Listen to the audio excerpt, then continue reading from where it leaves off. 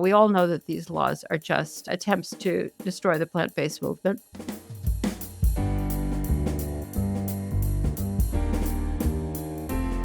Welcome to the Hen Report from our hen house. This is Jasmine Singer. This is Marianne Sullivan. And Marianne has a new microphone that she loves. I do not understand why you would buy these microphones. They're so distracting. I want everybody watching on YouTube to write in and say how distracting these mics are. They're so annoying. I think you need to explain what they look like for people who are not watching. They look like a gay disco from the 70s. Yeah. They have like moving lights on them in rainbow colors. And they're actually gamer mics. They're for gamers. Yeah. Well, I don't know why I have it. I have to get my old mic. Something happened to my old mic. Yeah. It was just a perfectly good mic and cost plenty of money. It was not a cheap purchase. We'll fix it. And it just started like, mics are so sensitive. They're always screwing up. It just started glitching out. Yeah. Anyway, who cares? All right. So let me just say that I said it. Let's talk about sex, baby. That's not the topic of the podcast, right. But maybe we'd get better ratings. If it was. We could talk about politics, which is currently all about sex with children. But, God, let's not get really depressing. No, let's not get depressing. Instead, let's talk about the exploitation and commodification of innocent animals. Yes. Okay. So just a quick reminder, Rising Anxieties comes out on Tuesdays, the Hen Report on Thursdays, the long form interviews on Fridays, and Bonus for Flock members comes out on Mondays. We're a podcast. We're on YouTube. Hit subscribe. I am learning how to sew on a sewing machine, and I am frightened. Yeah, Moore has been teaching me. She's she's a pro, and she's like real seamstress. Yeah, and I really love it, and it's funny because to what you just said about the news and everything, I genuinely think that the number one main reason I'm taking, or not reason, but way I'm taking care of my mental health is these crafts that I'm doing, and a lot of them are bad, and every now and then one of them is good, which is more an accident than anything else. But stop putting it down. I mean, you're making very nice things. I mean, I admit it's a little it's just a little obsessive, but if whatever helps you get through the night. Yes, exactly. That's what I always say about religion. Like, I have no problem with people believing in God or religion if it helps them get through the night. Like I see no point. Well, if you're not hurting others. Atheists who want to argue. Whether or not I'm an atheist is unclear, but with people who want to argue about whether there's a God, like, what's the point? As long as you're not hurting. I digress. Well, as long as you're not hurting others or using it as an excuse to hurt others, which most people do with religion. They use. Well, not most people. Well, I think most people don't, but some people do. All right, so let's talk about the fact that you put up a new Substack, which we haven't done in like a very long time. Yeah, we have to get back to the Substack. I actually enjoy writing. I just always think I'm going. Do you have anything like that? Something you think you're going to hate and you dread, and then you do it, and it's like, I don't mind taking a shower. I always feel like taking a shower is just going to be so exhausting, and it's so lovely, and then you're clean. But also the whole experience is so lovely. All this hot water, Well, anyway, I'm not going to talk about my show. I'm going to talk about the Substack. It's because on last week's Hen Report, if you were listening, Akbar Khan was on. He's my intern on the Animal Law podcast, and he's in law school now. And we were talking about future careers, and he talked about the possibility of earning to give. This, which is the effective altruist idea that if you're capable of making a lot of money, maybe the best thing you can do for the animals or for whatever cause is to just make a lot of money and donate it to organizations. And I reacted very negatively. And I said at the time, I don't feel like I'm articulating what it is that bothers me about this. And I wasn't. And so that's why I wrote the Substack. And what bothers me isn't the idea that I think everybody needs. I think this is what I sounded like, that everybody should go after a job in the movement, which I don't think that's true. I mean, I think there are a whole lot of different reasons for why you pick a particular career. I mean, and also not everybody can get a job in the movement. And, some people need more money than that. Some people, there's a whole lot of reasons, and that's fine. But I don't think that anybody should think of themselves just as their paycheck, and that's what they're doing for the animals. I mean, our hen house is basically built on the whole idea that everybody, no matter what they're doing for a living, is capable of working to change the world for animals, in wherever they are, whatever they do, in loads of different ways. And everybody already knows that, and that's what we promote. But I felt like it didn't say it well last or at all last week, so I kind of crystallized my thoughts in our Substack, which is, if you're interested, it is called, for reasons too complicated and stupid to go into, not called Our Hen House. It's called X's and O's. Yes, it is. And it's not a stupid title, it's a great title. Actually, I quite enjoyed this, and I'm glad that you, published it because it's a topic that has come up in other circles that I'm in recently, and I think it's just, like, all the rage to be talking about right now, Interesting. especially in, as you mentioned, effective altruist circles. Yeah. And I think that, like, of course, I remember a billion years ago reading The Life You Can Save by Peter Singer, and he makes the case of donating a percentage of your paycheck no matter Yeah, how which is great. much. Yeah, Yeah. totally. Even if you're Earning making to give is also, I mean, if that's what you wanna do, and it's not gonna make you completely miserable, like, you don't have to get a job that's gonna make you completely miserable. But if you can do it and you manage not to get, caught up in the money or whatever, I think it's great. Like, donating money is great. If you make Mhm. more money, donating more money is great. It's just not everything. I mean, there's so much more to you and your animal advocacy than your money. I don't know if this is helpful or not, but, because I wear a lot of hats, I like to look at my whole life as like, a pie chart, and f there's what I do to help those in the movement. That's our hen house, emboldening others. There's work I do outside the movement to help animals, which is a different type of activism for me. There's, work I do in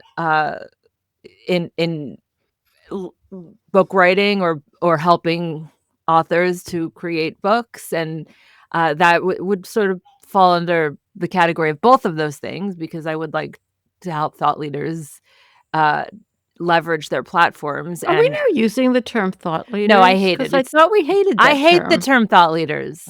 I So do. pretentious. Well, I agree, I don't like it, excuse me.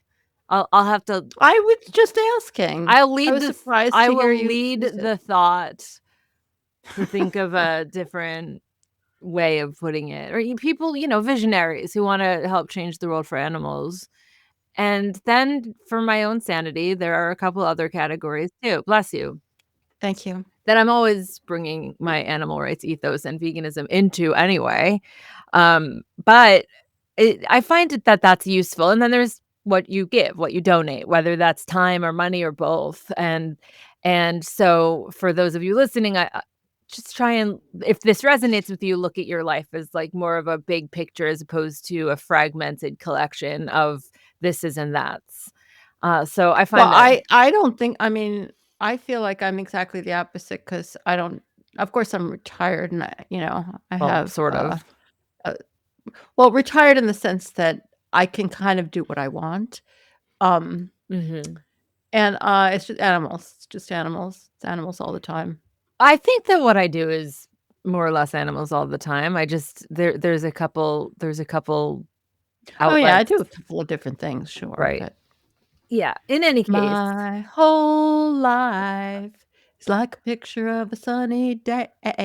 That's my second song, of the day. Lucky Oh, you people listening. do you remember that That is such a good when we song. gave that talk, where about effective altruism, where we were the contrarians in Of 2015, course I we remember. sang we We sang, try to like mention it as often as no, no, we no, I can. just wanna say we sang, like, Broadway songs. We did. No wonder we weren't invited back. No I don't wonder know. effective altruism never Took off. fixed any of its flaws because we didn't instead of saying it clearly and telling them what they needed to do, we sang it. They weren't Oh, listening, interesting aside, since we're on the subject of musical theater, as as as we so often are. as you might recall, in December played Judy Garland, and they made all of my costumes cruelty free. That she was, she frequently wore fur and feathers and things like that. Well, tonight, you and I are seeing Hello Dolly, starring Elaine Hendricks, who is animal rights activist and an actress. I interviewed her once for Veg News, I think, and I happened to see on Instagram the other day that she wrote, "Hello, cruelty-free Dolly," and she has these big, elaborate feathers, Uh, but they're it faux. was pretty impressive because Yeah. I would have thought you had to skip the feathers, but Mhm. they apparently have vegan feathers So that I look just sent like the real well, I thing. think they made them. I sent Yeah, it but still, I didn't think it was possible. I sent it to the costume team for the show I just did, and they were like, "Can you find out what that is so that we know?" And I'm like, "Wow, Rochester is leading the charge for, like, cruelty-free versions of costumes." I'm excited to see it with that, like, additional little thing in Yeah. mind Are we both gonna stand up and cheer when she walks out with feathers on? Maybe not. and hand out vegan brochures. That's what I was planning on doing. No wonder I don't get invited And back. you brought it back home. There are so many things you can do in your life other than your job for animals, including going to the theater and handing out brochures. Yeah. So we'll link to the Substack. There's a couple other things that we wanted to talk about today. I was happy No, to there's a lot of things. Yeah, I was happy to see that there was, like, a nice little collection of some good news mentions that you wanted to Yeah, and bring a up. lot of it is legal. I have to say, there are many things if you do wanna work in the movement, there are many things you can do, but lawyers are kinda kicking it out of the Nice. park, I have to say. This is about I mean, this isn't an innovative lawsuit. It's, it's about it's another Tofurky lawsuit. Hmm. And this is in Texas, and this is from ALDF. Court rules Texas food label censorship law is unconstitutional. There have been a number of these have been raised that have been ruled unconstitutional, and basically what the law provided was that requiring very specific disclaimers like analog or meatless, plant based or made from plants in a specific text size close to the name of the product on Mhm. the label. A law requiring that is just trying to, fuck with us. It's Mhm. not. I mean, of course, you're not allowed to deceive consumers. You have to clearly label, and as we all know, Tofurky does clearly label that it's plant based. But as long as it's not confusing, the state cannot go around requiring specific language. And we all know that these laws are just attempts to destroy the plant based movement. And so Tofurky has really led this charge. I mean, obviously they have a lot of skin in the game, so to speak, but also good for them. I mean, this has been a huge undertaking to take on all these lawsuits, Yeah. and yeah, another victory here in Texas. So not here in Not Texas, but there here. in Texas. I w Um, I wonder what the judge thinks when they get that case. They're like, "What?" I'm always yeah, curious about that. By the way, I yeah. I was supposed to do jury duty. Well, I showed up. It's not like I didn't show up. Look, Murray's been wearing this juror sticker ever since then. I got released when they found out they didn't actually need a jury. Yeah, But that's usually what happens, yeah, but not always. no. But it it's funny though, just to think about like a judge, coming into work that morning and this is the case that's on their desk. When Oh, you were well. when you were at the court, in New York, the appellate court where you were a lawyer, uh, did you ever get any animal related cases? Very seldom, very But seldom. There were just a few. and I mean, anything that you're able to do you remember? Are you able to talk about I don't it? I don't really remember. There Mhm. wasn't anything really super notable or groundbreaking. But, Mhm. I don't think animal law had really, like, started to come into its own at that point. There weren't that many people bringing the lawsuits, and now, wow, they're kicking it out of the park, hitting it out of the park. Alright, our next story is also about a lawsuit. This is from Vegan News, which is excellent, by the way, if Yeah, you it's wanna, subscribe to it. vegan-news.net. And animal rights attorneys file lawsuit seeking release of dogs at notorious beagle breeding facility. This is about Ridgeland, which we've talked about before, and the Ridgeland is this terrible, terrible beagle breeding facility in Wisconsin. And there's been a number of different lawsuits going on, starting off with an undercover investigation and a saga too long to tell. But in January of last year, it's in Dane County, Wisconsin, appointed a special prosecutor after finding that the facility violated anti-cruelty laws Hmm. because they treat these animals absolutely horribly. And that special prosecutor found sufficient evidence to bring cruelty charges. But the solution was that Ridgeland would be allowed to avoid prosecution. Like if you break the law, don't you get charged? Isn't that the way this works? No.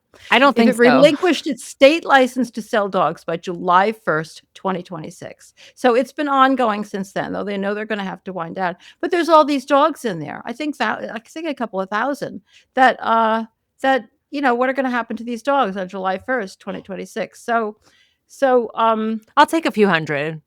the Animal Activist Legal Defense Project, which has been handling this case from the beginning, has joined with the Non-Human Rights Project, which does the habeas corpus suits like the Happy the Elephant case. And they have just come up with this fascinating lawsuit relying on habeas corpus, saying that these dogs, it's not just a matter of carrying out like the court's mandates. The dogs themselves have a legal right to be free from cruelty, that there's a cruelty law and it bestows this right upon the dogs.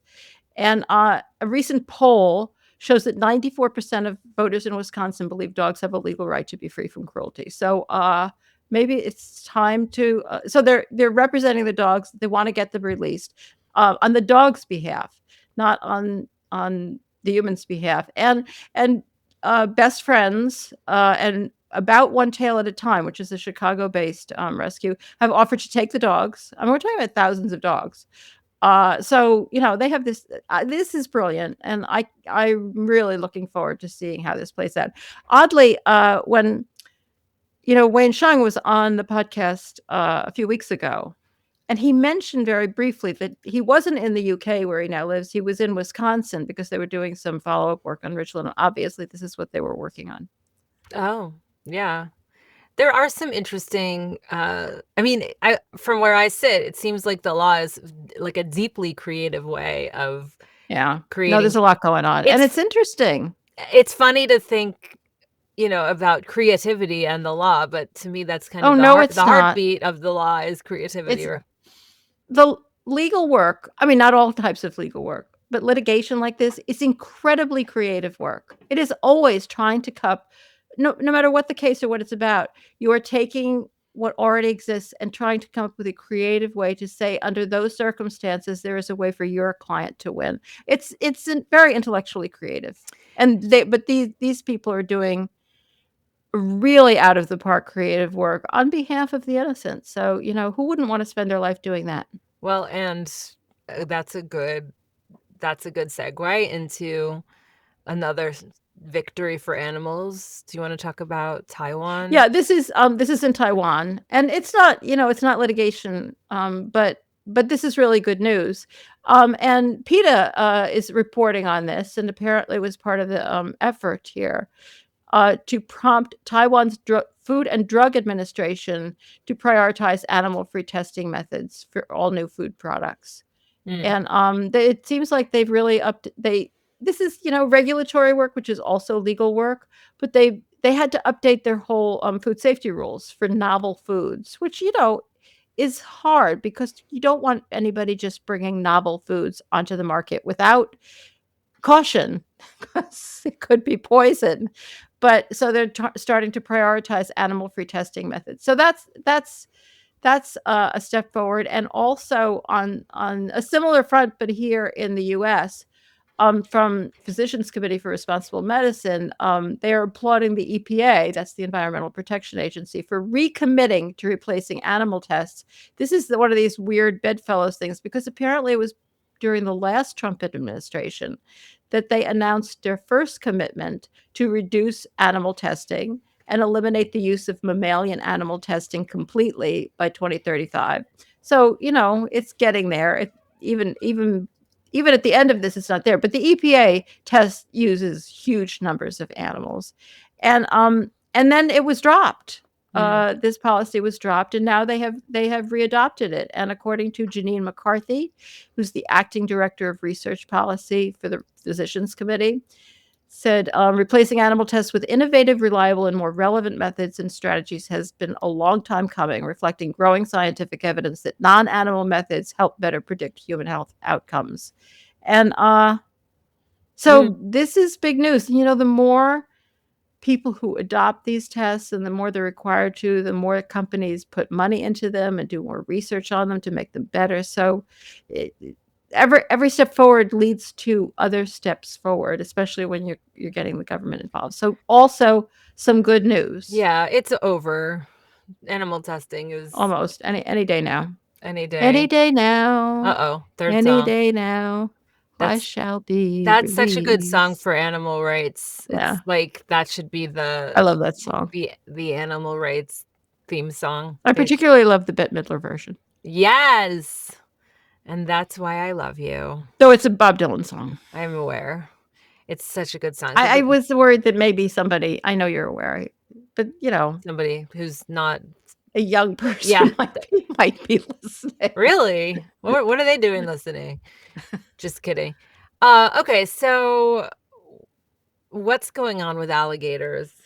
You know, I just picked out this article to talk about because I thought it was interesting, because I have to say I've never, you know, one of the things I don't like to think about in animal rights is thinking about like nature, how cruel nature can be, and the whole predator-prey relationship. And if there's one animal that, I'm not saying I don't feel sympathy, I would never want to see anything bad happen to them, but I think alligators are just scary. I mean, they're weird and they're scary. I'm sorry. That's just I think they'd be proud to be called scary. I'm not sure they want to be called weird.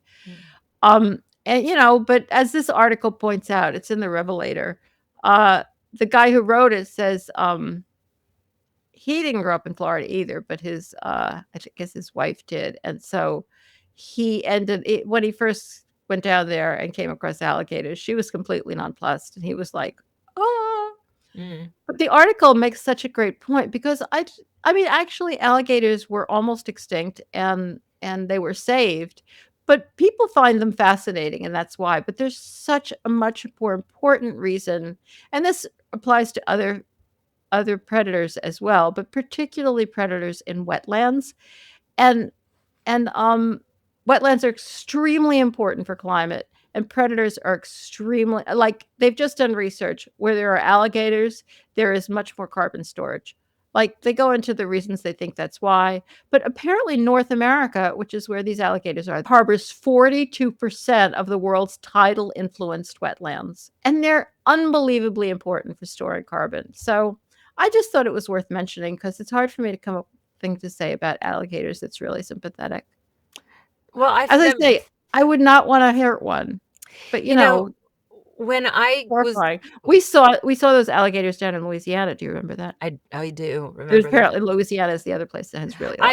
You know, when I was a kid, there were a handful of things that I thought would play a much bigger role in my life. Alligators were one? Alligators were one. Yeah, I thought that the possibility of, as you know, falling into quicksand was a very real threat. I thought people died from Oh, yeah, me too. I saw some Tarzan movie when I was 8 or something, and I've been terrified of quicksand ever since. I thought that, like, people died of, like, cancer, heart disease, and quicksand. Exactly the same. Why don't we know this about each other? I don't know. Maybe because we've always been so frightened of it, we don't want to talk about it. The next thing was car fires. I thought that they were very, very, very common. And I think it's because when I was probably around 5, I was driving around. Well, I wasn't driving. I was the passenger. I was too young to drive. And much bigger problem. My mother's partner at the time was driving, and there was a car fire, and he pulled over. Not in my car. Another car, and he pulled over to help the person, and I think it just, like, really stuck with me, obviously. And so I thought, well, anything that you run into that's scary when you're a kid stays with you for life, I think. And then the other thing was Bloody Mary, which was good for him. That was kind of him. He was a really kind person. And Bloody Mary, which was like this thing that kids in the 80s. You've told me about that. I still can't look in the mirror at night.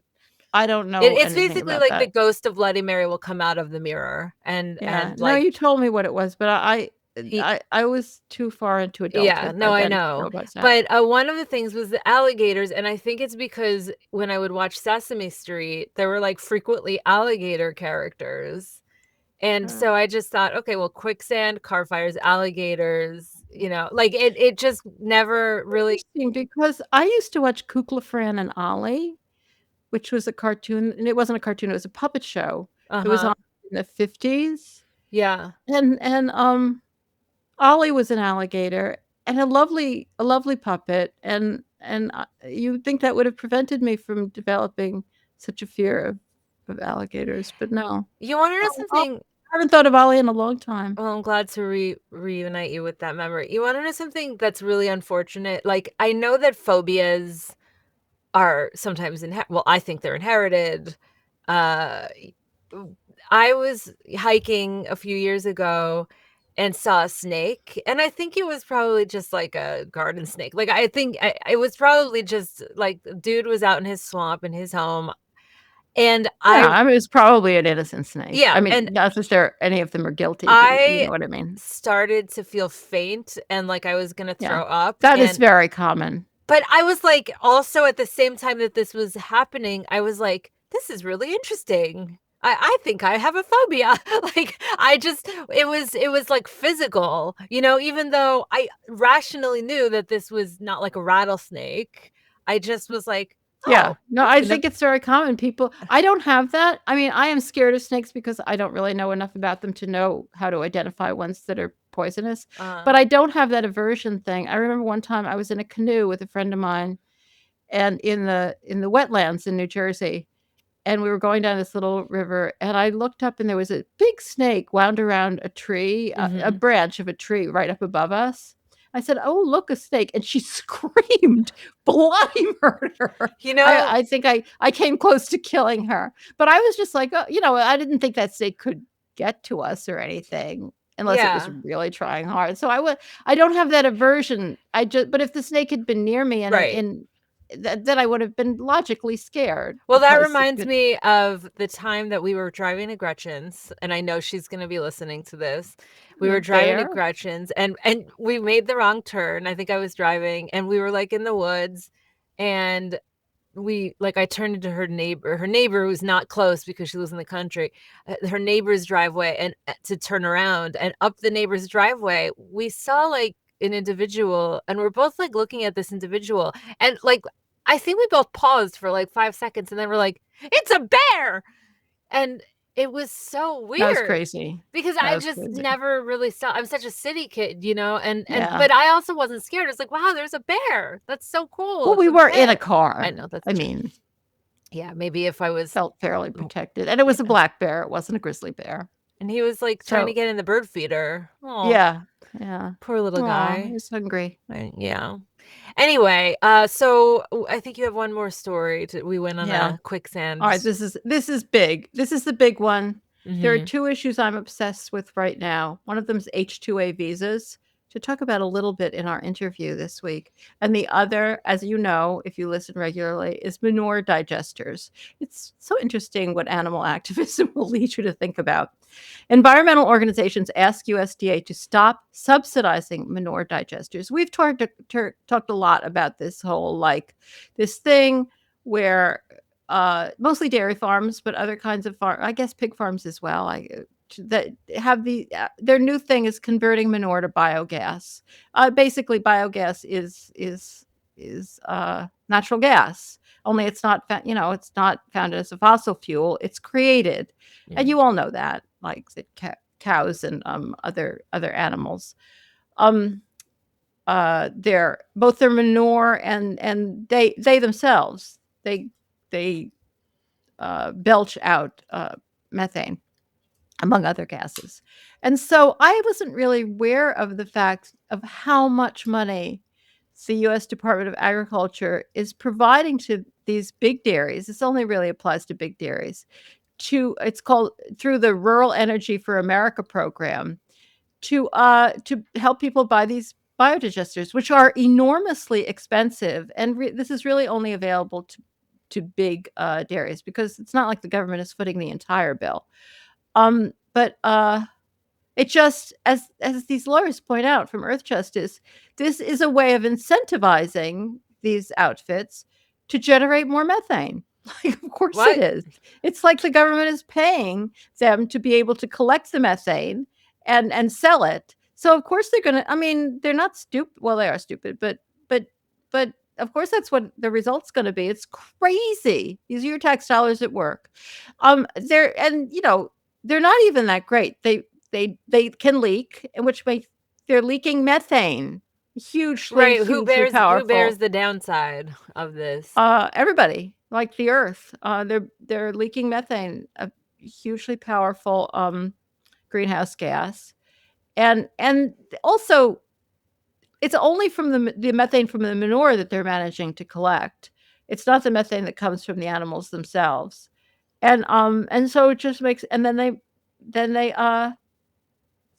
they're not using different manure management systems. I know the best manure management system would be to go out of business, but they're not using anything else. Why would they? Because there's money here. There's money in that damn gas. If a Um, project is only going to, you know, pencil out because taxpayers carry the risk, it doesn't seem like a market solution. yeah, absolutely. That's like, if it wasn't for the government subsidy, this wouldn't make them money. It would be too expensive. It's only because your tax money is subsidizing these things that they're making money. I mean, California is the most uh, important state with these carbon markets, because California considers this kind of gas to be a carbon negative fuel source. It is not a carbon negative fuel source. It's a very heavily carbon positive fuel source. But because the digesters reduce the farm methane emissions, Wow. um, they say it's a good thing. But the better way to reduce farm methane emissions is to stop having dairy farms. This makes me crazy. No, it's This is from Food and Power. I don't know how I ended up with this we'll link article, to it. but it taught me a lot more about this disaster What than are I knew we before. what are we subsidizing? Climate solutions or the business model that Yeah, created the emissions in the yeah, first place? yeah. It's unbelievable. It's really bad.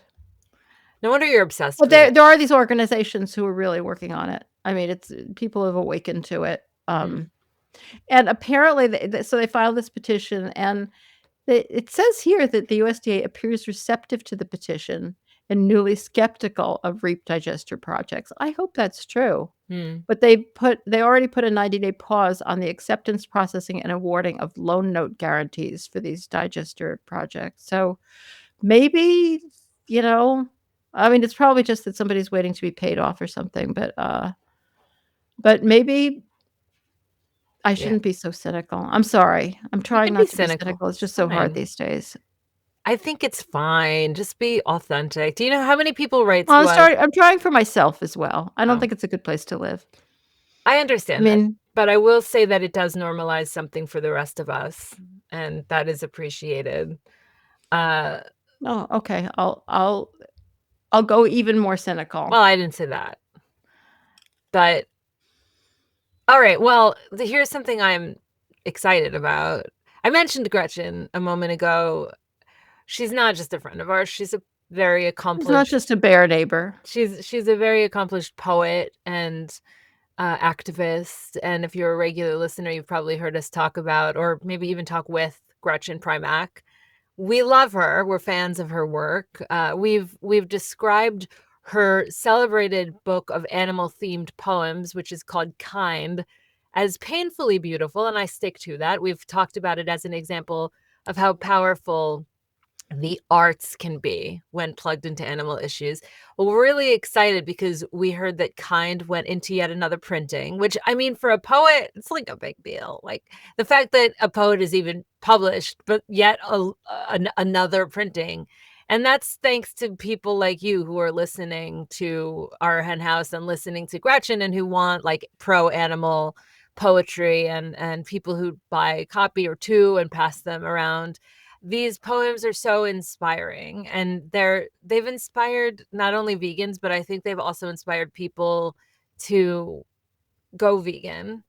So we want to get it out into the world, and we wanted to let you know that if you want to get your hands on a copy of Kind by Gretchen Primack, you could go to her website, gretchenprimack.com. And maybe if you become friends with her, you'll see a bear in her area Right. of the It's an woods. opportunity for bear viewing. Exactly. Exactly. So I know that this interview that we have coming out this week is something that you particularly loved. I did too, but you really Yeah, I just thought it was really good. I did too. Yeah, why don't you talk about it? It's with Jan Dutkiewicz, who's of course been on the podcast before, and Gabriel Rosenblum, who actually it's his first time on the podcast, and they've written this new book. It's called Feed the People. It comes out on February 17th.